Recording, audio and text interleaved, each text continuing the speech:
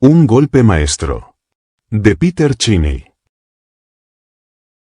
No soy detective privado, en el sentido convencional de la palabra.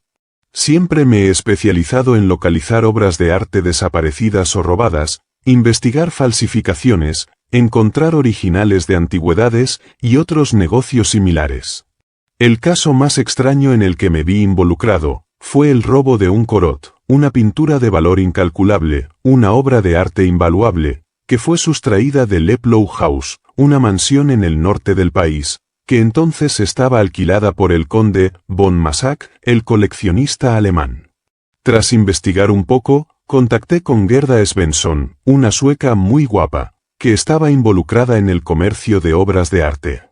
Sospechábamos que sus negocios no eran completamente limpios, pero nunca se había podido demostrar. A través de ella, conocí al famoso y encantador Gerard Darracqual, probablemente el primer ladrón de cuadros del mundo. Finalmente, encontramos el cuadro, pero la historia del robo es más que interesante. Una tarde, mientras Darracqual se arreglaba con meticulosidad su corbata blanca, antes de salir a cenar, Balaz, su ayuda de cámara, y cómplice en sus actividades delictivas, le informó que Gerda Svensson lo esperaba abajo para verlo. Darracqual sonrió. Cuando aparecía Gerda, significaba que había algún trabajo interesante en perspectiva. Unos minutos después, bajó a su encuentro. Como de costumbre, ella iba exquisitamente vestida, y lucía más hermosa que nunca. Darracqual le ofreció un cigarrillo. «¿Qué sucede, querida?», preguntó, tras sentarse frente a ella. «¿En qué consiste el trabajo esta vez?». Gerda sonrió, mostrando sus hermosos dientes. «Vengo a verte por dos cosas», dijo en su inglés chapurreado. «Primero, ¿no recuerdas que una vez dijiste que querías casarte conmigo? Pues bien, estoy lista».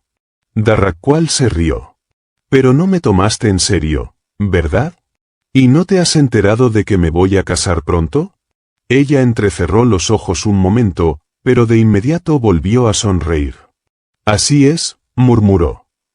«Muy bien, Gerard, pero recuerda que ninguna mujer podría hacerte tan feliz como yo. Pero basta de esto, déjame hablarte de lo segundo, que es lo que realmente me ha traído aquí». Le contó su plan.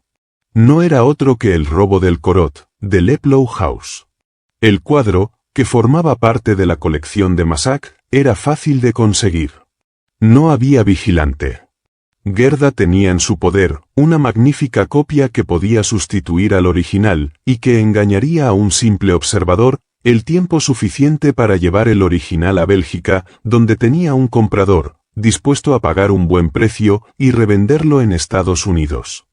Ella pensó que sería el final perfecto para la carrera de Gerard, y él se inclinó a estar de acuerdo.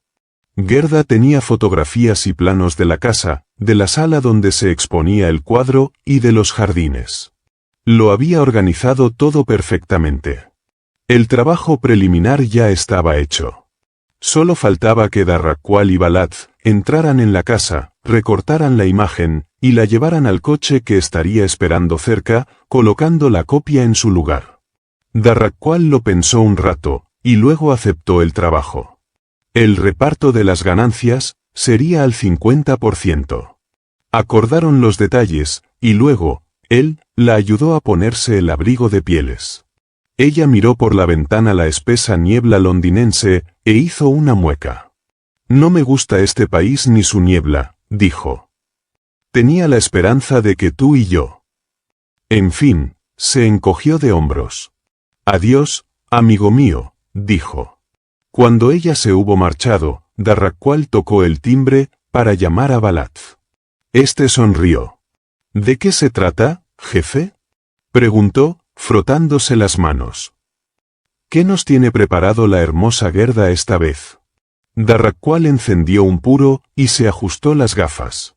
«No lo sé», murmuró. «No confío en ella. Y este trabajo parece fácil, Balaz, demasiado fácil. Pero lo haremos a nuestra manera». 4 semanas después, se descubrió el robo del Corot. La copia, tan perfectamente realizada, que incluso había engañado a Bon Massac a primera vista, había sido colocada en el marco original. Scotland Yard intervino, y tras 3 semanas de investigación infructuosa, Bon Massac ofreció una recompensa de 2.000 libras. 2 días después, recibió una carta anónima, que sugería que, si la recompensa aumentaba a 3.000, quizás algo se pusiera interesante.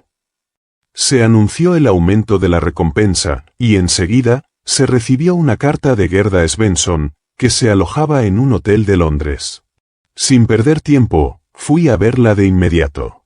Enseguida delató a Darraqual. Me dio la fecha y los detalles de cómo se había llevado a cabo el robo, y me informó de que el Corot estaba en ese momento en manos de un anticuario de Bruselas, donde también se encontraba Darraqual. Y esperaba sinceramente que su amado Gerard fuera procesado y condenado a 5 años de cárcel. Un magnífico ejemplo de que no hay furia como la de una mujer despechada. Regresé e informé a Bon Massac. Obviamente, Gerda deseaba vengarse de Darraqual, tanto como obtener la recompensa. Pero lo importante era recuperar el cuadro. Al día siguiente, fui a Bruselas con un sargento detective de Scotland Yard, quien debía traer de vuelta a Darraqual. La policía belga estaba al tanto de la situación, y en Bruselas nos recibieron 2 detectives, quienes nos llevaron de inmediato a casa del comprador, que Gerda había indicado. Ese hombre regentaba una pequeña tienda de antigüedades, y allí me llevé la primera sorpresa. El policía belga arrestó al hombre como sospechoso, y luego le exigió que le mostrara el cuadro. Lo hizo. Yo lo examiné, y no tardé en emitir mi juicio de experto. También era falso. Empecé a preocuparme, y sentí que había llegado el momento de actuar con tacto. Nos deshicimos de los detectives belgas por el momento, y nos dirigimos al hotel de Darraqual. Como siempre, fue encantador. No me anduve con rodeos, y fui directo al grano.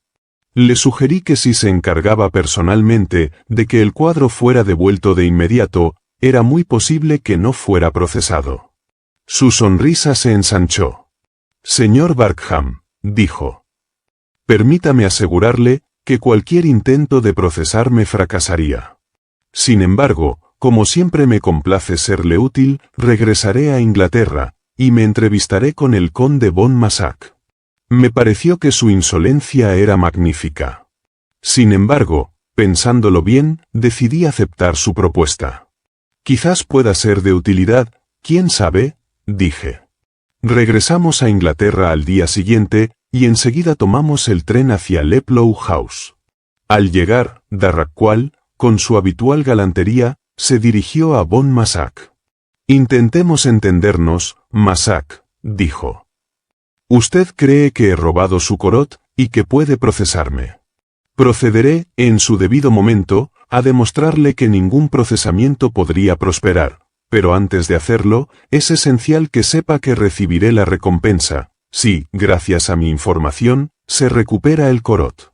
Por lo tanto, sugiero que entregue la suma de 3.000 libras al señor Barkham, con instrucciones de que me la entregue, cuando yo haya hecho 2 cosas. Primero, mostrarle cómo puede recuperar el Corot, y segundo, demostrarle que nunca lo he robado. Tras algunas conversaciones, Bon Massac aceptó. Darraqual sonrió, y señaló el falso Corot, que colgaba en la pared. Ahora, Massac, dijo. Si retira el finísimo bastidor de lienzo, sobre el que está pintada esa copia, encontrará debajo el Corot original. En realidad, nunca fue retirado de esta sala. Bon Massac estaba tan atónito, que no pudo hablar. Supuse que Gerda Svensson buscaba vengarse de mí, continuó Darraqual, además de la recompensa que sabía que se le ofrecería, así que en lugar de quitar el lienzo, simplemente extendí la copia sobre él. Me encargué de que se hiciera una segunda copia, y esta fue la que me llevé a Bélgica. Sabía que seguirían su rastro. Así pues, verá que es imposible procesarme, por robar un cuadro que nunca ha sido retirado de su casa. Y como creo que estará de acuerdo en que nunca habría vuelto a ver su Corot sin mi ayuda, creo que tengo derecho a la recompensa. Bon Massac se acercó al cuadro, quitó el marco y con la ayuda de Darraqual, retiró la parte superior del lienzo. Debajo estaba, en efecto, el verdadero Corot. Tras una larga discusión, a Darraqual le dieron 1000 libras, Bon Massac consiguió su cuadro, y todos quedaron satisfechos. Todos, excepto el sargento detective, que estaba molesto por ver cómo Darraqual se le escapaba de las manos. Y Gerda Svensson, que estaba furiosa por el fracaso de su plan contra Darraqual. Pero, como señaló Darraqual mientras se embolsaba las 1000 libras, es casi imposible complacer a todo el mundo. Fin. Los diamantes Sitka. De Peter Cheney. Dicen que todo delincuente acaba delatándose. Supongo que la excepción confirma la regla, y Etienne Duchanel, ese era uno de sus nombres, fue sin duda la excepción. Durante mis 30 años de servicio, como oficial de policía, pasé unos 10 años con los ojos bien abiertos, por si acaso encontraba algo que pudiera incriminar a Etienne. Y lo mismo hicieron la policía francesa, la alemana, la suiza y la italiana. Pero nunca lo conseguimos. Era un delincuente de primera, un verdadero maestro en su oficio. En promedio, realizaba un gran golpe al año, siempre con éxito, y sin que no hubiera jamás la ocasión de atraparle. Yo le interrogué muchas veces, pero no había modo de acorralarle para hacerle confesar. Era muy inteligente, y poseía un aplomo y una sangre fría encomiables. En cierto modo, yo no podía evitar sentir admiración y respeto por él. Sin embargo, fracasó en su mayor golpe, los diamantes Sitka. La policía francesa sabía que era el responsable del robo. Nosotros también, pero nunca pudimos probarlo. Hace tan solo 3 años, que conocí la verdadera historia. Él mismo me la contó, sentado en un banco del jardín de su lujosa mansión de Mónaco. Entonces, ambos nos habíamos retirado ya de nuestras respectivas ocupaciones, yo estaba de viaje por la costa francesa, y me encontré casualmente con él en un restaurante. Como viejos conocidos que éramos, nos saludamos educadamente, y Duchanel me invitó a visitarle en su casa. Esa misma tarde, me encontré sentado junto a él, en su hermoso jardín, oyéndole rememorar algunas de las aventuras que corrió en aquellos tiempos, en los que fue el ladrón de joyas más listo y escurridizo de Europa. Ahora que la ley ya no podía alcanzarle, tenía la satisfacción de compartir conmigo, el viejo policía que nunca le pudo atrapar, el recuerdo de algunos de sus mejores golpes. Pero tampoco me ocultó sus fracasos, y entre ellos, me refirió el asunto de los diamantes Sitka. Los hechos ocurrieron como sigue. Por aquel entonces, Etienne Duchanel se encontraba en París, descansando tras un pequeño trabajo en Berlín, que requería un periodo de tranquilidad, durante el cual pretendía descansar temporalmente de sus actividades. Todas las noches, después de ir al teatro o a un concierto, daba un pequeño paseo. Siempre caminaba en la misma dirección, pasaba por la plaza de la ópera, giraba a la derecha y volvía a su apartamento. Pero en aquella noche tan hermosa, Etienne sintió que había algo en el aire. Tenía una extraña sensación de anticipación, el presentimiento de que le aguardaba algún tipo de aventura. Había doblado, como de costumbre, por la Ruega Burel, cuando de repente, al otro lado de la calle, la puerta principal de una de las casas más grandes del barrio de moda, se abrió de par en par y recortada contra la luz, vio la encantadora figura de una mujer que lloraba amargamente. Etienne, que además de ladrón, era todo un caballero, se quitó su suave sombrero negro y se acercó a la afligida dama. Para entonces, ésta ya había cerrado la puerta tras de sí, y había caminado, o más bien, se había tambaleado, unos pasos calle abajo. «Señora», dijo Etienne. «Parece que está usted angustiada. Mis humildes servicios están a su entera disposición. ¿Puedo ayudarla en algo? Soy Garach, el coronel Garach». La dama se detuvo y vaciló. Al parecer, estaba tan abrumada, que no sabía qué hacer. Etienne la tomó suavemente del brazo y la condujo hasta un banco, que había ante el pórtico de la casa más cercana. Siéntese e intente recomponerse, señora, dijo Etienne. Es un pecado que una mujer tan hermosa se vea reducida a las lágrimas de este modo. Cuéntemelo todo. Ella intentó reprimir sus sollozos. Es usted encantador, señor, murmuró con voz entrecortada, pero no hay nada que contar. Me llamo Eloy Sidka. Eso debería decirle todo lo que quiere saber. Etienne silbó para sí mismo. Eloy Sidka. Todo París había oído ese nombre. Todos los periódicos se habían hecho eco de la historia de la desdichada millonaria, esposa de Marcus Sidka, un indeseable que la había llevado a la ruina y que había convertido su vida en un infierno, con su adicción al alcohol y las drogas. En ese momento, 3 demandas interpuestas contra Sidka por su esposa, para que le devolviera sus bienes personales, estaban pendientes de juicio, en los tribunales superiores franceses. Cuando la dama se hubo recompuesto un poco, continuó en un susurro. Esta noche decidí irme de casa para siempre. No tengo un centavo, mi marido me ha llevado a la ruina, pero aún poseo un valioso collar de diamantes, regalo de bodas de mi padre. Pretendía llevármelo conmigo esta noche, pero mi marido descubrió mis intenciones, me arrebató el collar de las manos y lo guardó bajo llave en la caja fuerte. Me dijo que tendría que demandarlo para que me lo devolviera. Estoy desesperada y avergonzada. No puedo soportar esta terrible publicidad y el escándalo. No sé qué hacer. Etienne se sintió conmovido. La cercanía de aquella hermosa mujer que lloraba lo impactó profundamente.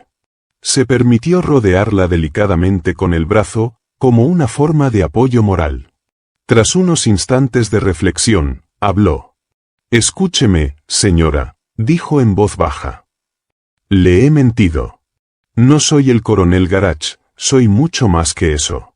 Soy Etienne Duchanel, el mejor ladrón del mundo, si me permite decirlo. Ella alzó la cabeza y lo miró con asombro. ¿Duchanel? Repitió.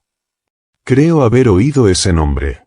Etienne se encogió de hombros, como restando importancia a su merecida fama. Escuche, dijo de nuevo.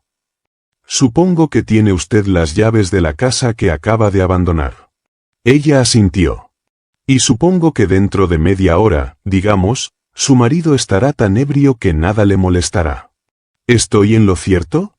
Ella volvió a asentir, con un gesto ansioso. Parecía muy interesada. Bueno, señora, continuó Etienne. Lo demás es fácil. Dentro de media hora, a las 2, para ser exactos, me dejará entrar en la casa y me llevará hasta la caja fuerte. Le aseguro que no hay caja fuerte hecha por manos humanas que pueda resistirse a Etienne Duchanel. Señora, dentro de una hora, los diamantes Sidka estarán en sus manos. Ella lo pensó un momento. Luego lo miró. Un destello de la luz de la luna relucía sobre su maravilloso cabello castaño rojizo. Señor, dijo con la voz entrecortada, señor Duchanel, usted es maravilloso. Me devuelve la esperanza. No puedo agradecérselo lo suficiente. ¿Qué puedo decir? ¿Qué puedo hacer para mostrarle mi gratitud? Eso es fácil, dijo Etienne. Venga a cenar conmigo. Tengo que llamar por teléfono y esperar a que lleguen un par de herramientas que serán necesarias para abrir la caja fuerte. Su compañía mientras cenamos será recompensa suficiente. 2 horas después, Etienne Duchanel siguió a Madame Sidka por la amplia escalera de la casa. De vez en cuando, mientras subían con cautela, el ligero aroma del perfume de la dama llegaba hasta sus fosas nasales. Etienne se permitió soñar. 5 minutos después, estaban en la biblioteca, con la linterna de Duchanel iluminando la caja fuerte. 20 minutos después, ya tenía la puerta de la caja fuerte abierta. Duchanel iluminó con su linterna los estantes de acero del interior. Allí, ante ellos, relucientes sobre su lecho de terciopelo negro, brillaban los diamantes Sidka. Etienne oyó el suspiro de alivio de la dama junto a él. Entonces, cuando extendía la mano para tomar la joya, la luz eléctrica se encendió de pronto, y una voz ronca y cínica rompió el silencio.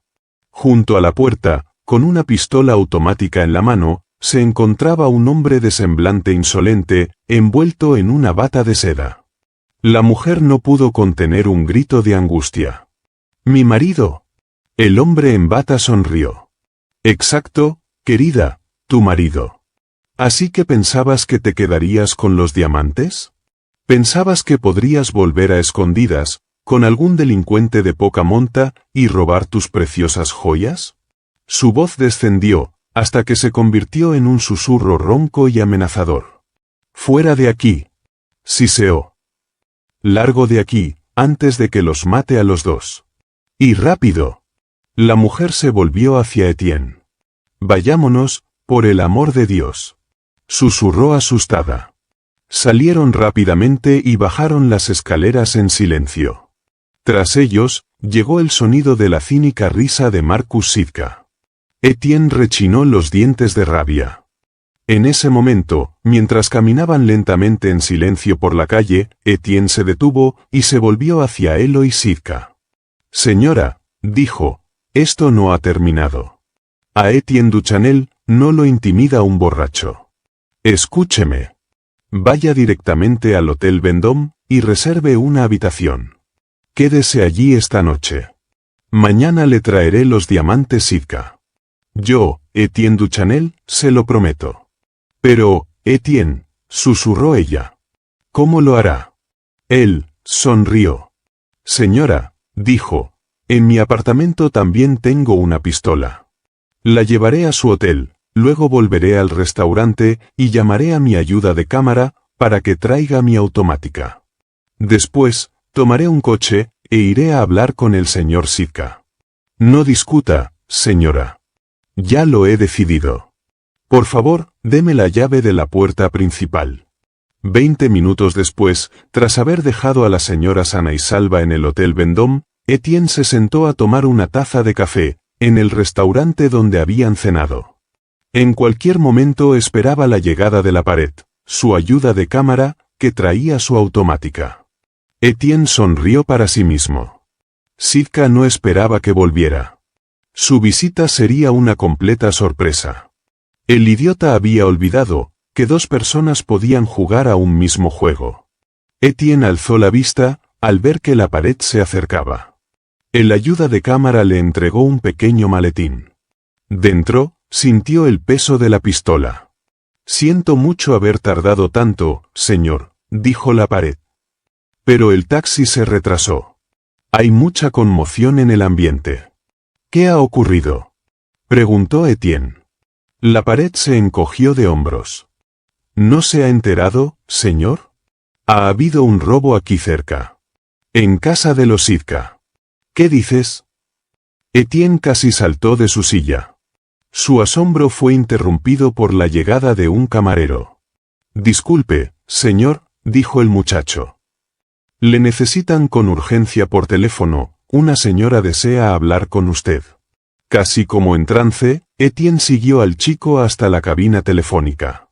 Una voz suave y encantadora, la voz de Madame Sitka, llegó a sus oídos. «Querido Etienne», dijo la voz. «Caíste en la trampa, ¿verdad? Verás. Mi novio y yo llevamos semanas tras los diamantes Sitka. Sabíamos que pasabas por delante de esa casa cada noche, y aunque teníamos la llave de la puerta principal, sabíamos que nunca podríamos abrir la caja fuerte. Solo un hombre podía abrirla, Etienne Duchanel. Así que te preparamos la trampa. ¿No te pareció buena mi imitación de Madame Sitka? Pobre ingenua, ¿no sabías que lleva 3 semanas en Berlín? ¿Y no te pareció buena la actuación de mi novio? Estaba escondido en la biblioteca, en bata, y en cuanto abrimos la caja fuerte, entró, y se puso a hacer el tonto. Cuando nos fuimos, simplemente cogió los diamantes, y se escabulló. Mientras tanto, el verdadero Marcus Sitka estaba dormido, en un dormitorio en el piso de arriba. ¿Verdad que fue un plan muy ingenioso? En fin, me pareces un encanto. Nos vamos de París esta misma noche, pero quizá nos volvamos a ver algún día. Hasta luego. Etienne colgó el teléfono y regresó lentamente a su mesa en el restaurante. La pared lo miró sorprendido. Nunca había visto a Duchanel tan conmocionado. De repente, el rostro de Etienne Duchanel se iluminó con una sonrisa. Era una sonrisa de reconocimiento. La admiración de un gran artista por otro. Recordaba la veracidad de sus lágrimas, su encanto y su belleza. «Mis respetos, mademoiselle», murmuró Duchanel. Y pidió un brandy doble. Fin. Gracias por ver este vídeo. Por favor, no olvides suscribirte, dar a me gusta, compartirlo y dejar un comentario. Si te ha gustado este relato, puedes encontrar más audiolibros en nuestro canal, Homo Lector.